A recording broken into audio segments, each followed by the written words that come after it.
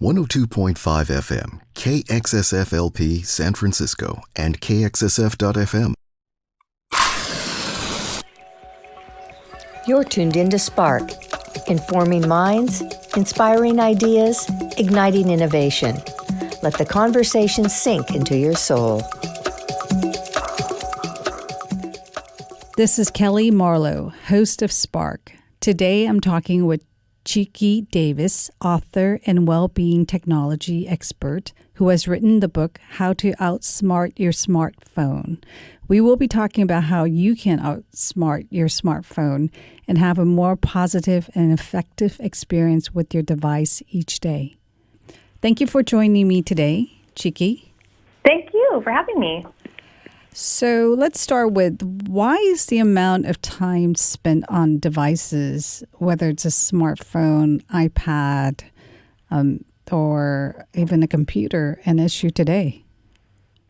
Well, I think it's becoming more of an issue just because we're spending more time on our phone and less with other people. So we know that social interaction is one of the best things that we can do to boost our well-being. And if we're just staring at our phones all the time, we're not interacting with people that we meet on the street or at the grocery store or, seeing our friends as often. So I think that is one of the biggest reasons why it's an issue. There has been many reports on the time spent on devices being linked to addiction, loneliness, and depression. So how can we turn these challenges around and outsmart these trends in usage? Let's start with addiction. How would you address or recommend that we address addiction? Well, one of the things about addiction, broadly speaking, is that it's usually we become addicted to a substance or an activity or behavior because we're trying to regulate our emotions, right? We're trying to, decrease negative feelings about something or distract ourselves from something. And my sense, and it seems the literature would suggest that smartphones are being used in the same way. So we're having negative emotions, maybe we're bored, and so we turn to our phones, or maybe we're anxious about being in an awkward social situation, so we turn to our phones. And so it seems to me the best way to address that is to start learning how to manage our negative emotions, and there's a variety of ways to do that. For example, cognitive reappraisal is a really great strategy where we learn to think of our situations in a more positive light. Or we can practice gratitude, or basically things to make us feel better. And then we no longer need to rely on our phones so much.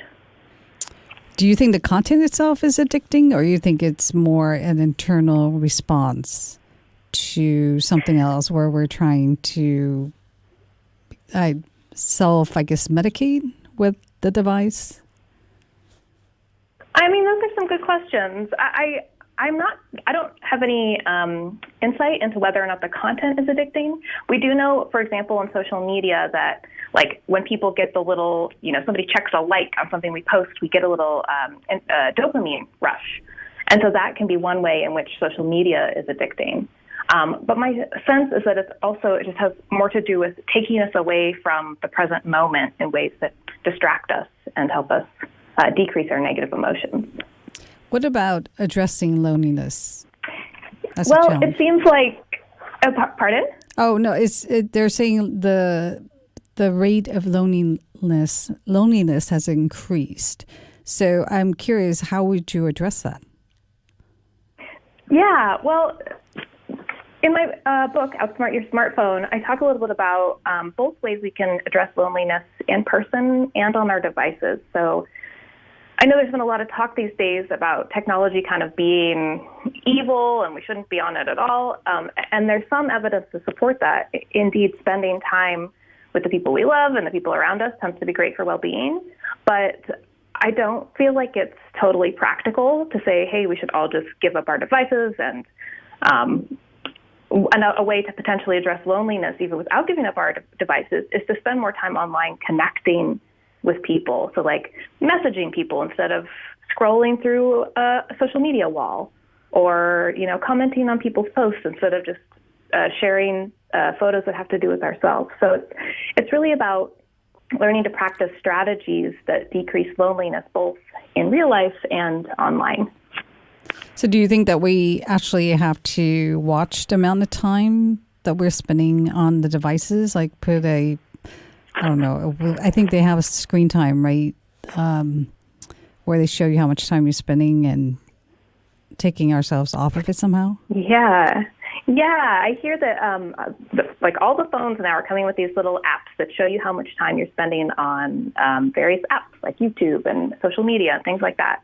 And I have found from talking to people that those are really useful in kind of helping people build awareness of what their kind of smartphone addiction, will say, is. Like, people are like, oh my God, I had no idea I spent 4 hours on Facebook today. And so I don't necessarily think that that is a solution to the problem, but it does help build awareness that there is a problem. And that's one of the things that has just shocked me after writing this book, is that everybody I talk to is like, oh, I know just the person who should read this book. You know, such and such is always on their phone, but nobody thinks that they have a problem.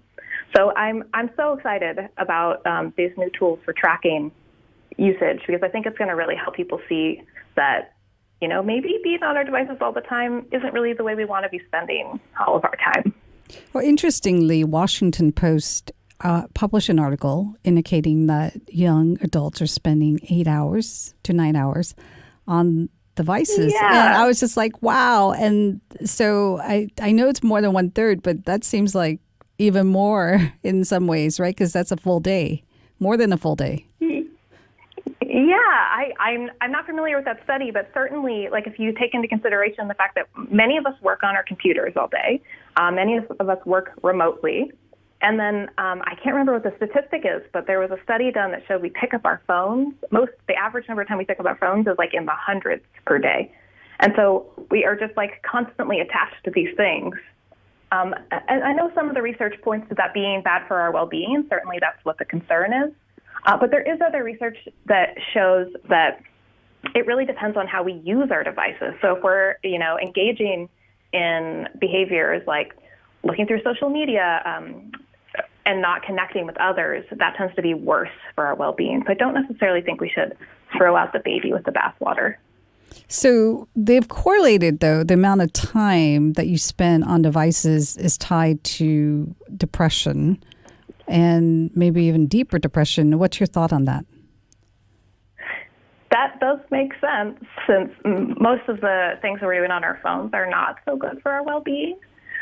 And so it makes sense that the more time we're doing that, the less time we're spending with other people and doing things that are good for our well-being. You had conveyed before the show, though, that the highest rate of loneliness is among teenagers and young adults. And there are two reasons why. Can you highlight this for us? So we know that young adults are engaging in smartphone usage more. There's also some evidence pointing to the idea of parenting practices are different in this generation. So, like, a lot of parents are constantly involved and kids aren't hanging out with other kids as often. So I'm not totally sure whether one or the other of these is contributing to issues with well-being more so than the other, but they're both things that seem to be contributing to kids not spending as much social time with each other. So it could be that the parents are helicopter parents, or the parents are spending more time with the parents, or being more watchful rather than the kids roaming out on their own. And yeah, that seems to be the case. And even like the laws have changed a lot in the last chunk of years. So I know when I was growing up, it wasn't a law that you had to have a babysitter with you when you stayed home. But these days, there's all these rules, so kids are not having the opportunity to hang out with other kids as much. So they're spending more time either with a sitter or an adult rather than with other kids, exploring, figuring things out, if not getting in trouble. That's what it seems like, yeah. So would you recommend that that this get flipped, or what do you think? Yeah, I think it's super important that people have meaningful and frequent social interactions with other people. And that doesn't mean to say that kids can't have meaningful interactions with their parents. They certainly can, and that's really important. But in terms of building the types of social skills they need to be happy, healthy, functioning adults, it's important for young people to hang out with other young people. So depending on sort of the amount of control or whatever a parent has in their family, like having play dates or, birthday parties or just having other kids around, or inviting over the neighbors, or just whatever you can do to create more social interactions for kiddos and also for adults too. Adults are not having as many social interactions, so it's key to focus on that. Oh, that's interesting that you said adults are not having as many social interactions, because there's so many articles are pointing to teenagers, college students, and young adults, but it sounds like it's across the board. It does seem like it's across the board. I mean, I think we were talking before this show about how a lot of the research is in young adults, but certainly, you look around, like when I take the train to work, you look around and everyone's on their phone. Or like you're in the line at the grocery store and everyone's on their phone. So we're missing out on these opportunities to connect with each other. Do you think that it used to be more natural for people to just strike up a conversation, even though it's a stranger next to him or her? 100% at least in certain circumstances. For example, like we used to have to ask people when we got lost for directions. And now we have our phones and there's no need for that. Or like we used to have to, at least share like a word or two with the cashier at the store, but now we can just shop on Amazon. So certainly we're missing out on at least a little bit of these sort of casual connections. So you mentioned before the show as well that no one wants to be alone with their feelings, right? And the device usage could be certainly a good coping strategy to be alone and not address one's underlying issues. Can you talk about this? Yeah, absolutely. So I don't know if other folks are like me, but for the people I've talked to, just imagine like you're waiting alone at a restaurant, waiting, a couple of minutes for a friend to arrive. What do? You pull out your phone, right? But I really encourage people to address or ask themselves why that is. Like, do you pull it out because you're bored? That's a negative emotion you're kind of trying to avoid. Or do you pull it out because you feel awkward kind of standing there staring at the wall or at other people? Or basically, when we pull out our phones, it's often an attempt to not be alone with the feelings that we're having. And if you just pause and don't pull out your phone, it's really kind of interesting what emotions come up. So I encourage everybody to try that and just kind of be like, hey, this is like what I actually feel. It's not so bad, I promise. So what you're saying is that people are not comfortable with asking themselves what they're feeling and where that's coming from? Human emotions are complicated, right? Nobody really wants to feel, sad or depressed or anxious or anything bad. And if those emotions come up, then it's easier to just distract yourself and like be like, oh, I'm gonna like watch this funny video, or maybe I'm gonna just like read this article on my phone or whatever. But becoming aware of those emotions through awareness is basically like a type of mindfulness, like being present in your body. You can identify those emotions and then they kind of start to resolve themselves, or you can engage in actions to help resolve those emotions. So one of the big things I worry about with this kind of technological revolution is that we're getting on our phones and we're not dealing with these emotions that are kind of getting trapped in us. So I really encourage people to take kind of mindful moments or little breaks where they don't pull out their phones. Or maybe you go out with friends for the evening and you don't bring your phone with you. And then you kind of just like experience what it's like to be human and have these human emotions. And then you're like, hey, like this isn't so bad. In fact, this might feel really good. It does usually feel really good especially after you get used to it. And so I want people to try it, and then hopefully they realize it's not as scary as they thought. We're going to take a quick break and thank our underwriters. Be back on Outsmarting Your Smartphone with Tchiki Davis. Support for KXSF comes from Lady Falcon Coffee Club, an iconoclastic, only in San Francisco coffee roastery. Born and blended by the beach in the outer sunset and female-owned and operated, look for Lady Falcon Coffee Club beans at Byright, Williams-Sonoma, Gus's, Rainbow Grocery, Good Eggs, and other fine food vendors, or at their vintage mobile coffee truck about town. Learn more by visiting their website at ladyfalconcoffeeclub.com. Thanks for supporting San Francisco Community Radio.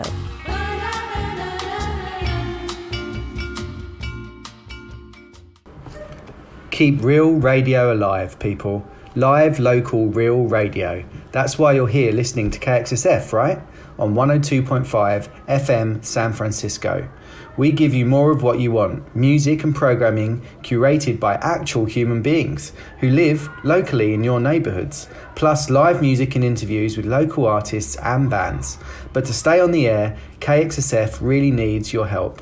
Donate now to KXSF by going online to www.kxsf.fm and clicking on donate. It's 100% tax deductible. Keep real radio alive in San Francisco and donate now, everyone. Thank you so much. This is KXSF 102.5 FM, streaming worldwide at www.kxsf.fm. And you're tuned in to Spark with Kelly Marlowe, informing minds, inspiring ideas, igniting innovation. Let the conversation sink into your soul. I was talking with Tchiki Davis before the break about how to not be alone with just your phone. The question I have is, should we have regulations that then ask people not to be on their phones in public places? Would that help? Oh my gosh, that's such a tough question though, right? Because if our goal as a society is to have, better well-being and more social connection and build even communication skills, then maybe so. But I don't know. I'm not really the type of person that thinks we should be telling people how to live their lives. I just want people to see and choose behaviors that are good for them. So I don't know what I would do.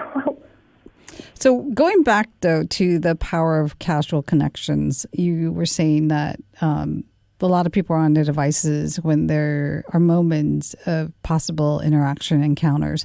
Why is that important? Yeah, well, there's this whole body of research that shows that even having a tiny little social interaction with someone we don't know can boost momentary happiness and well-being. So, if you're at the store waiting in line and on your phone, you're going to miss an opportunity to have a connection with somebody standing in line next to you. Or these days, I even see people walking down the street, glued to their phones. I'm nervous they're going to trip over their own feet, instead of having just a smile or a hello with a person who passes them by on the street. And if we switch this behavior and start having these casual connections, it's a really kind of a quick, easy way, I think, to boost our happiness and well-being just a little bit. But it feels like people think it's awkward to make eye contact and to smile even. We don't want the other person to get the wrong idea. Or do you think that there's this judgment going on of what other people are going to think, and that's why we're not doing it? I mean, it didn't used to be like that, right? So I don't know what happened and why we became like that, but I absolutely agree with you that we feel like that now. But the cool thing about just doing it anyway is it stops feeling awkward.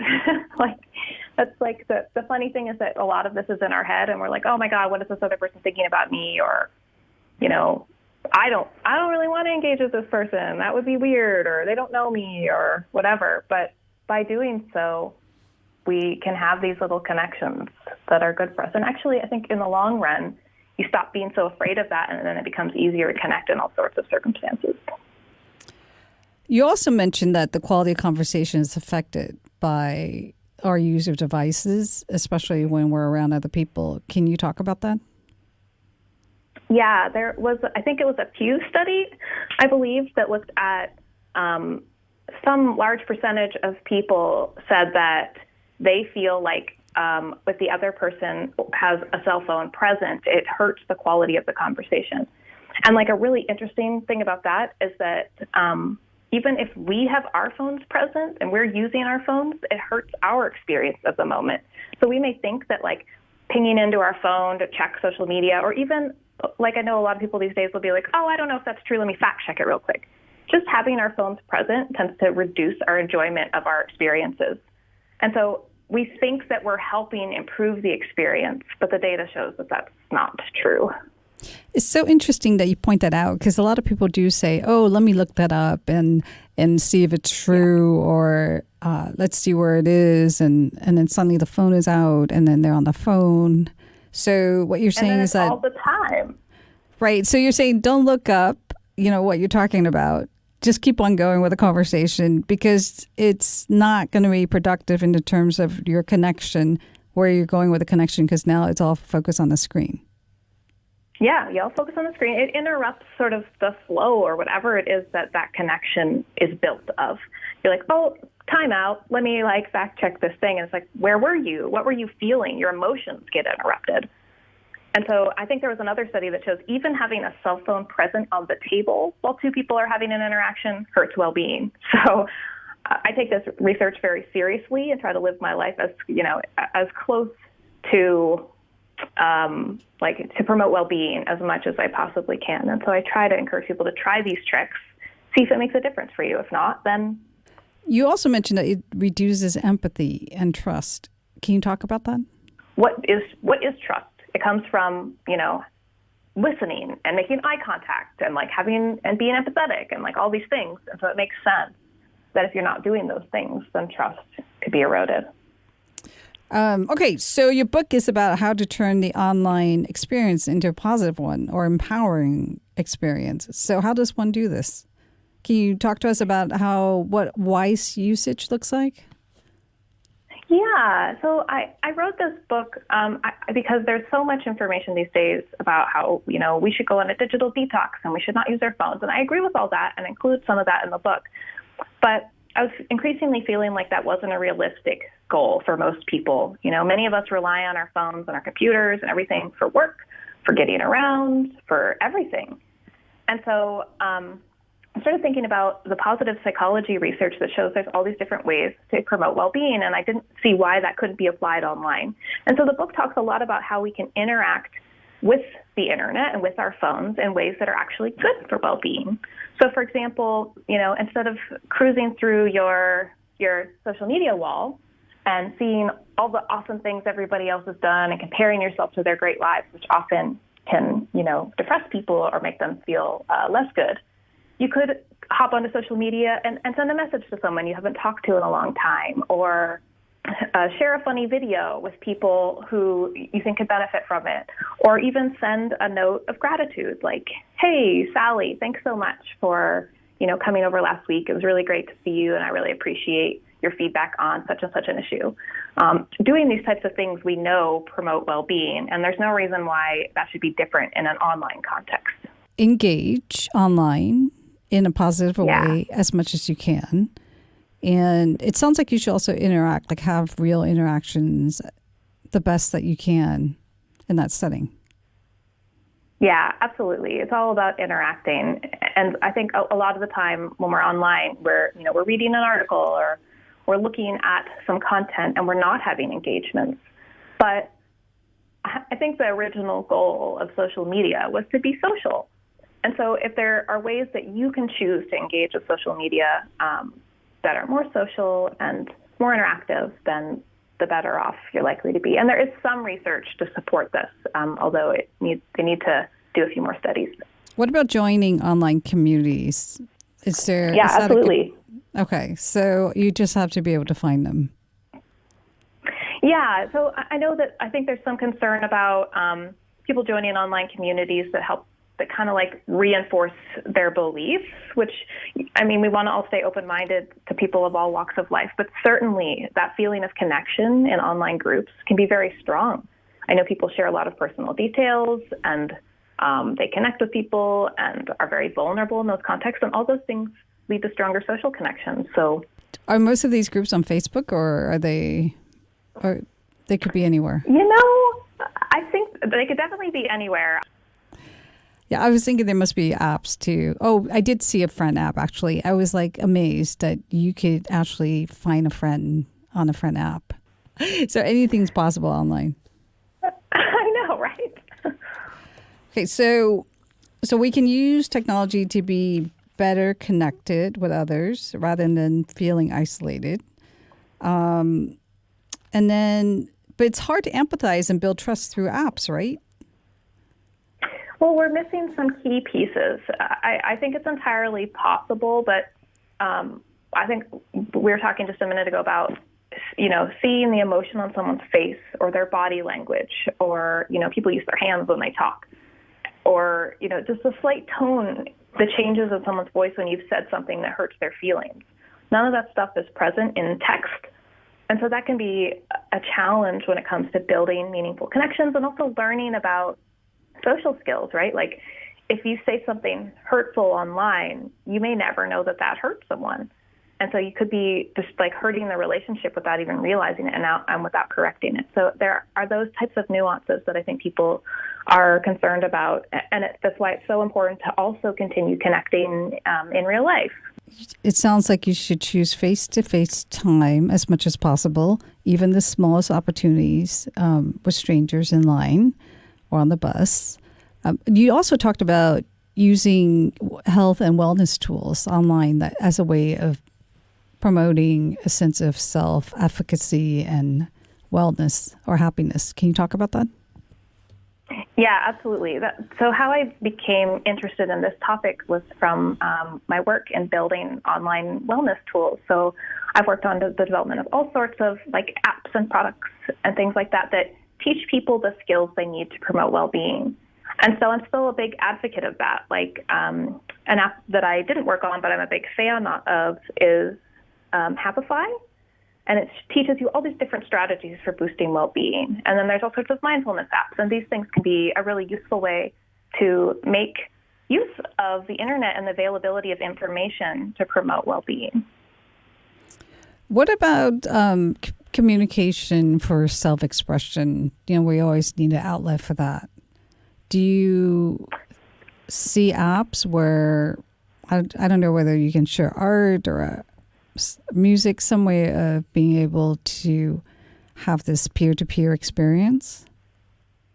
Yeah, I don't know. I imagine all of those apps would be helpful. There is some research that shows that the more one feels they're able to express themselves online, the greater well-being they have, or the greater well-being they have as a result of that experience. So certainly self-expression seems to be really important. Now, how people are defining that, I'm not sure. Maybe they just mean the ability to be like, hey, I had this for dinner. Maybe that's self-expression. Or maybe it's how you defined it, sharing art or music or videos or whatever. But certainly that seems like a great way to, to give what you have to offer to the world, which seems like a great way to promote well-being. If you are doing self-expression that means something to you that you can share with others, that would be meaningful online. And then you can interact more positively by sending gratitude messages and sending other people inspiration. It's like just messages of positivity and love, let's say. And what you're saying is like, don't be scrolling down social media and walls and doing comparisons. Is that the best way to sum up? That's what I suggest. Yeah. So there is. The research shows that passively viewing social media tends to be what's not so good for our well-being. But active engagement in social media or online can be potentially good for our well-being. So yeah, absolutely, like sharing gratitude messages, or I think in my perfect world, social media would be a place where everybody's just like contributing to this community of good stuff. So it wouldn't be so much, look at this picture of me, look where I went, look what I ate. It would be more like, hey, like, here's this video of something I think you would like, or here's a joke that I think you would enjoy. And if social media was like that, then pursuing our walls would probably not have such a negative impact on our well-being. You created a 28-day challenge. Can you talk about it and what's the goal, how this would work? Sure. Yeah, absolutely. So the book's filled with all sorts of tips and tricks for outsmarting your smartphone. But I know that can be a big undertaking, and people might want to start with something a little bit more manageable. So I created a 28-day challenge with a bunch of tips and tricks, like you do one tiny little thing for 28 days that help you have a better relationship with technology. So like you'll do things like, delete some apps on your phone, or make an effort to text someone you haven't reached out to in a long time. So they're just tiny little things you can do. And you can get that challenge on my website.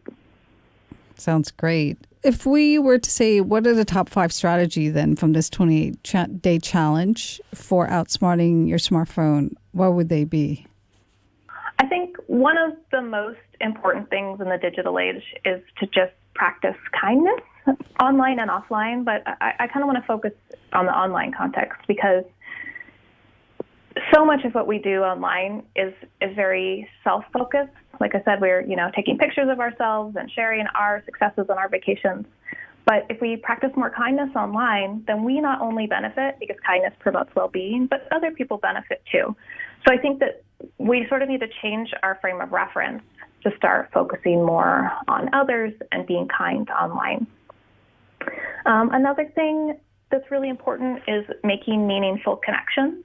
And I know we talked a little bit about the casual connections with the barista or the butcher or the cashier or somebody passing by on the street. That's really important. But it's also really important that we practice authenticity and be ourselves with the people that we're surrounded with. So I think, I don't necessarily know if this is because of social media or just we've gotten in the habit of kind of showing the best versions of ourselves online. And that kind of translates into the real world too. And so we need to be sure that we are vulnerable with the people we care about so we can build those stronger connections and actually show, our true feelings and share our true beliefs with the people we're around. Another thing we can do is take a social media break. Now, I know not everybody wants to do this because we like our social media, but I do encourage people to take at least a short break every now and then, maybe try a week off of social media, because there is research that shows that taking these social media breaks, it has been found to result in improvements in well-being. And what I find, I've done these, is that when I do it, I'm like, oh my God, that feels so good. I don't even really want to go back to social media, or I don't want to go back as much. So after I take a break, I might be less inclined to spend as much time there. And I'm hoping the same is true for you. Another thing we can do is to kind of engage in social fitness, or just like be more social. Just like we need to exercise our muscles to get strong at the gym. In order to be kind of like socially and emotionally well, we need to engage in social interactions and have conversations and be authentic and be ourselves. And so some ways to do this are to, join a religious group if that is your preference, or do some sort of physical activity like CrossFit or Zumba or something that's social. But take it a step further and make sure you're interacting with the people that are around you in those contexts. And then one last one would be to try like a tech-free weekend. So it's a little terrifying to not have any of our tech toys around us. But I do encourage people to just take a little break. You'll get more in touch with, your real emotions and real feelings and what's going on with you, and hopefully can kind of work through some of those. You'll also just probably start to realize that you don't necessarily need tech around all the time. I think we've gotten in the habit of just having our tools with us constantly, and we forget what it's like not to have them. And I actually did this a few years ago. I went to Mexico with my mom, and I didn't have my phone, and there wasn't internet, and there wasn't a TV, and there wasn't radio. There was nothing. And it wasn't an intentional tech-free week. But when I came back, I just felt like alive, like I had been missing being with myself. And suddenly I was like, oh, this is actually really important. So those are, 5 strategies that could be really helpful to folks. Those sound like really great strategies. Time for a short break, and we'll turn more on outsmarting your smartphone. Support for KXSF is provided by Rainbow Grocery, a worker-owned cooperative that has been serving San Francisco vegetarian food and providing a model for sustainable living since 1975. Rainbow is located at 1745 Folsom Street. Visit them online at rainbow.coop. KXSF would like to thank Rainbow Grocery for its continued support.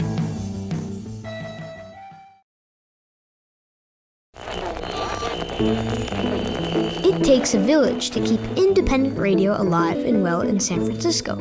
That's why KXSF 102.5 FM is looking for underwriters to support our station.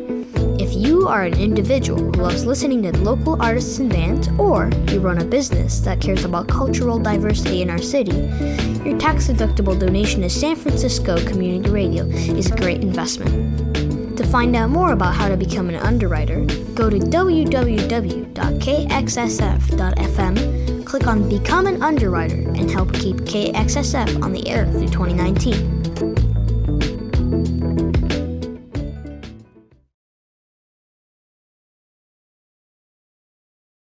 This is KXSF 102.5 FM, streaming worldwide at www.kxsf.fm. And you're tuned in to Spark with Kelly Marlowe, informing minds, inspiring ideas, igniting innovation. Let the conversation sink into your soul. Tchiki Davis and I were talking about the 5 strategies to outsmart your smartphone before the break. And I understand that you also do research on happiness. I do, yes. So what would be your tips for the holiday season and going into the new year? Great question.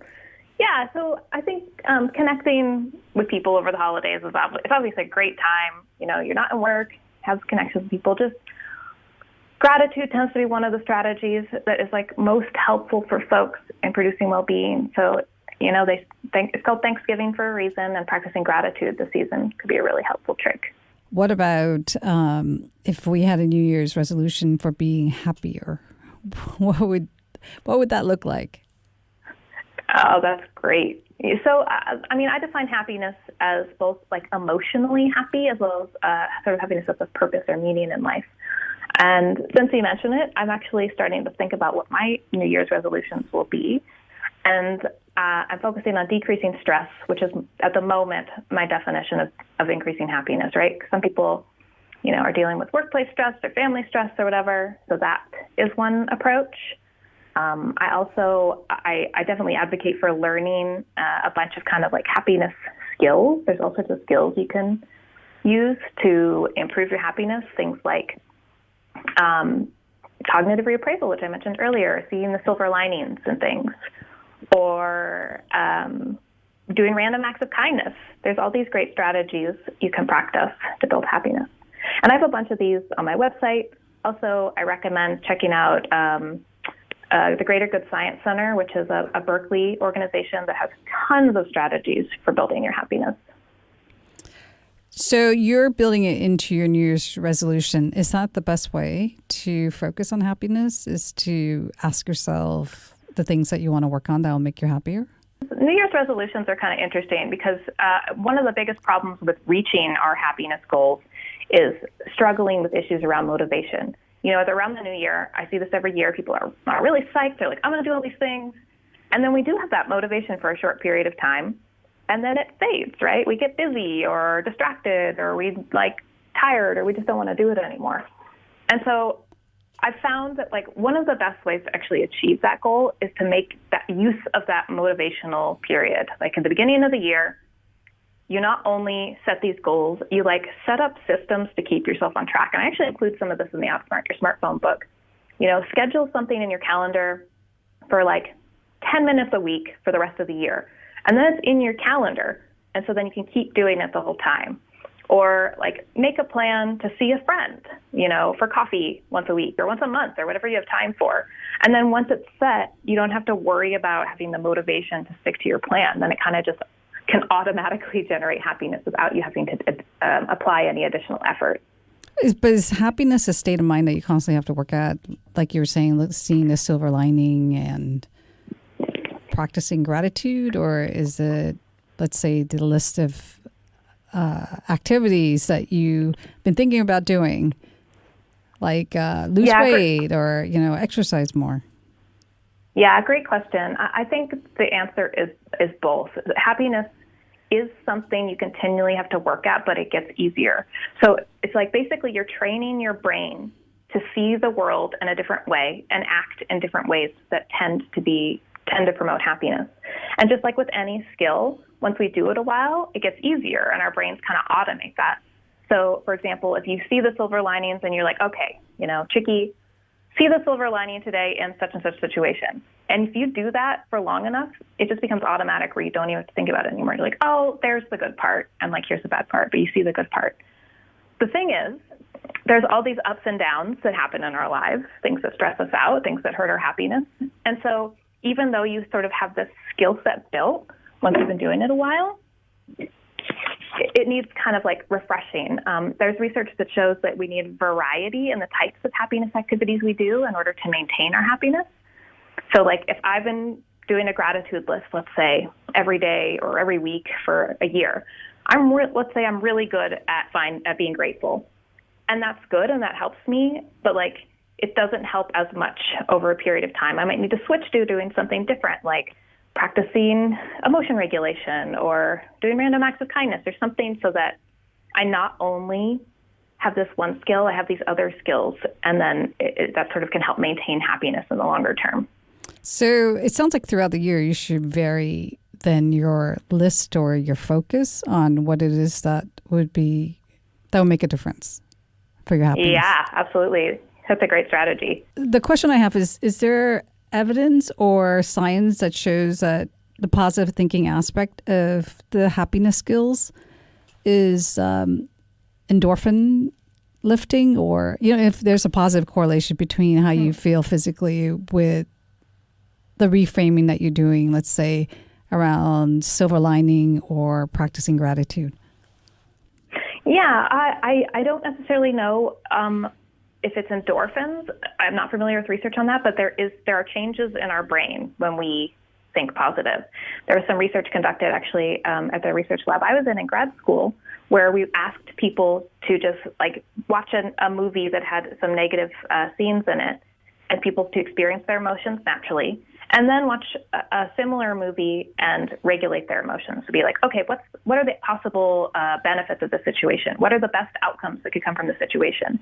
And when they do that, there are physiological and neurological changes in them. So we know that this stuff changes our physiology, which is pretty amazing. But you were saying that it's a sustaining part that's difficult, right? You either lose motivation or focus. Are there strategies that you were saying? Well, you did say variety. Are there any other strategies that we can, mindset standpoint, where we can kind of help keep it going in terms of that? You would think that if you feel great, you would continue, but it sounds like it's not the case. It's not necessarily the case. But it's interesting that you mention mindset, because there is research to show that the more you think you can increase your happiness, the more that you can. So it's like the growth mindset is like a big body of research, basically talking about how like if you believe in your ability to build a skill, then you can more easily build that skill. And the same thing is true for happiness, which is a skill. So certainly if you're someone who is like, no, like I'll never be happier, then you're self-sabotaging your ability to build happiness, unfortunately. But if you are like, yes, like I have the ability to increase my happiness, you're likely to have a greater chance of success, which is kind of interesting. So you have to believe that you can increase your happiness. And it certainly helps. It doesn't come to you. You have to work at it. For some people have to work at it, and some people kind of have that already. They already have that mindset. So have the mindset, yeah. Yeah. So they're always focused on being happy or making themselves happy. Yeah, absolutely. Do people get in a funk at the end of the year? I can't help asking that, right? It's the end of the year. And then now it's the start of the other. Or I saw a statistic once that I believe it was like search results for the keyword depression go up around the holidays, which potentially suggests people get in a funk. At the same time, across all well-being type websites, which are the things that I work on, you see a decrease in users, probably because people are busy and they're doing other things. So I don't necessarily know if there's a funk, but some of the data would suggest there is. And then is there a lift back up in the beginning of the year when people start to think, okay, this is how I want to start the year, positively? And do you see that uptake or uplift? I definitely see more people seeking out ways to work on themselves. I'm going to lose weight or build happiness or whatever the goal is. And I don't know if there's an impact of that. I hope there's an impact of that.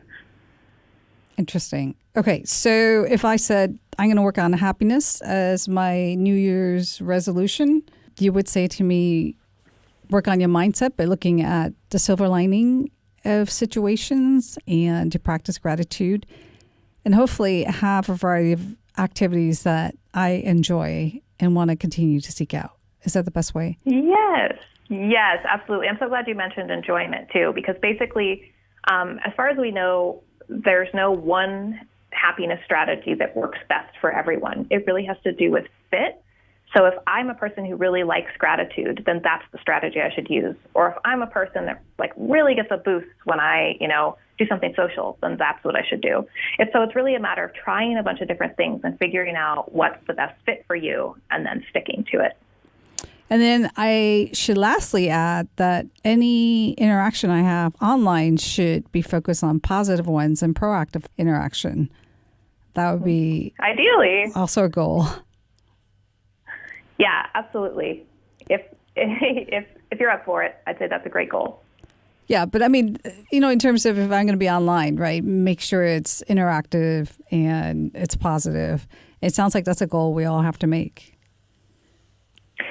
If our goal is to be happier and improve well-being, yeah, absolutely. The way we interact with technology is crucially affecting our happiness and well-being. And so learning these skills and interacting with technology in more positive ways is key to improving well-being in the digital age. Well, I appreciate you joining me on Spark today. Thank you, Tchiki. Thank you so much.